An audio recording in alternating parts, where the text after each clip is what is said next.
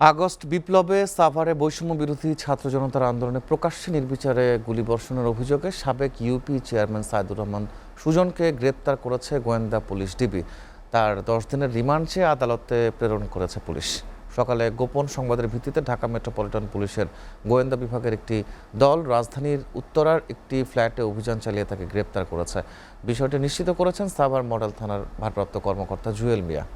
গ্রেপ্তারকৃত সাইদুর রহমান সুজন বিরুলিয়া ইউনিয়ন আওয়ামী লীগ নেতা ও বিরুলিয়া ইউনিয়ন পরিষদের সাবেক চেয়ারম্যান। গেল জুলাই আগস্ট বিপ্লবে ছাত্র জনতার উদ্দেশ্যে প্রকাশ্যে অস্ত্র হাতে আওয়ামী লীগ নেতাদের সঙ্গে গুলি ছুটতে দেখা গেছে সুজনকে। এছাড়া এলাকায় জমি দখল সহ আধিপত্য বিস্তারের ঘটনায় তার বিরুদ্ধে একাধিক অভিযোগ রয়েছে। সাভার মডেল থানার ভারপ্রাপ্ত কর্মকর্তা জুয়েল মিয়া জানান, গ্রেপ্তারকৃত সাইদুর রহমান সুজনের বিরুদ্ধে সাভার মডেল থানায় 1 ডজন হত্যা মামলা রয়েছে।